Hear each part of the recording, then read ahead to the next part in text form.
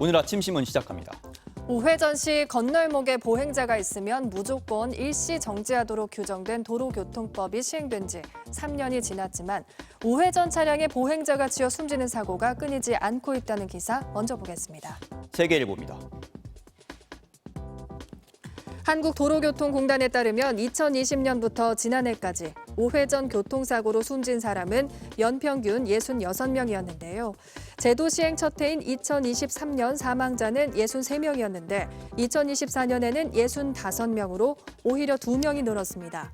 현행 도로교통법상 우회전 일시정지 위반 시 승용차 기준 6만 원의 범칙금과 15점 또는 7만 원의 과태료가 부과되는데요. 일시정지 위반이 사망사고로 쉽게 이어지는 것에 반해 처벌 수위가 낮다는 지적이 나오고요. 경찰은 우회전 신호등이 따로 설치된 경우가 드문 상황에서 인력도 부족해 단속하기 어렵다는 반응입니다. 실제 3월 말 기준 전국에 설치된 우회전 신호등은 327개로 전체의 0.5%에 불과했는데요. 개선되지 않은 운전자 인식과 낮은 수위의 단속 처벌이 사고를 방치하고 있다는 지적이 나옵니다. 다음은 한국일보입니다. 야생에 머물던 비둘기가 도심으로 터전을 옮기며 관련 민원이 늘자 지방자치단체들이 개체수 조절을 위한 조례 제정에 나서고 있다고 합니다. 환경부에 따르면 도심에 주로 서식하는 집 비둘기는 2009년 유해 야생동물로 지정되는데요. 민원이 잦은 지역을 중심으로 보면 집 비둘기 개체수는 2021년 2만 7천여 마리에서 지난해 3만 4천여 마리로 3년 동안 23.8%가 증가했습니다. 문제는 아파트 창문, 태양광 장비, 자동차 등이 배설물과 깃털로 뒤덮이고 석탑과 기와 등 국가유산이 비둘기 분변으로 부식되며 일상생활 전반에 피해가 나타나고 있다는 건데요.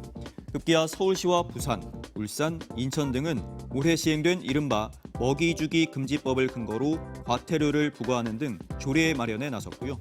전문가는 인위적인 먹이 제공을 자제하는 것이 동물과의 지속 가능한 공존이라고 조언했습니다. 이어서 한국경제 보겠습니다.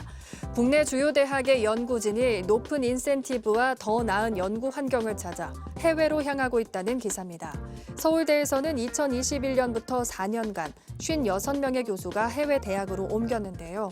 서울대에서 1억 원가량의 연봉을 받던 교수들은 홍콩에서 한화로 약 4억 5천만 원의 연봉을 제한받고 있다고 합니다. 대학 성과 보상 체계가 뒷받침되지 않으면서 학계의 인재 유출이 심해지고 있는 건데요.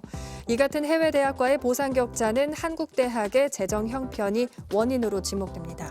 실제 사립대 교수 평균 급여는 2019년 1억 62만 원에서 지난해 1억 139만 원으로 5년 동안 0.8% 오르는 데 그쳤습니다.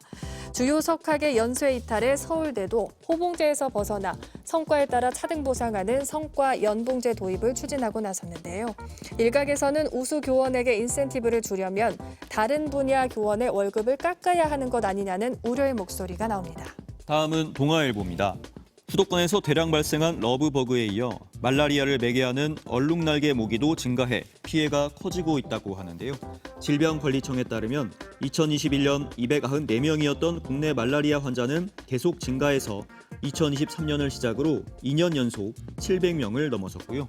올해도 6월 말까지 201명이 감염됐는데 통상 7월에서 9월에 본격 유행하는 것을 감안하면 연내 환자는 더 늘 것으로 보입니다. 특히 최근 말라리아 환자는 북한 접경지뿐 아니라 서울, 인천 등 수도권에서 발생하고 있는데요.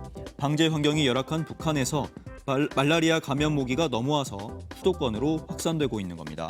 질병청은 서울 13개 구와 인천 10개 구를 말라리아 위험 지역으로 선정했고요.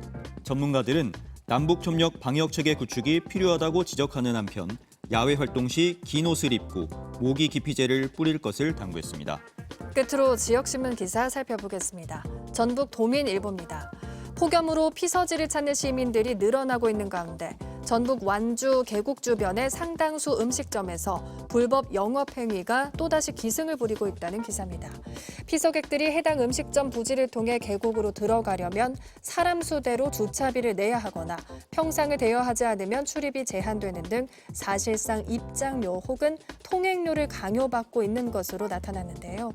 이 같은 불법 영업 행위가 여름철마다 발생하고 있지만 완주군에서는 관할 부서가 명확하지 않고 책임 소재가 불분명하다는 이유로 단속에 미온적 태도를 보이고 있고요. 민원을 받고 현장에 출동하더라도 과태료 부과 등 강제 조치가 아닌 대부분 경고 수준에서 마무리되면서 악순환이 반복되고 있다고 합니다. 지금까지 오늘 아침 신문이었습니다.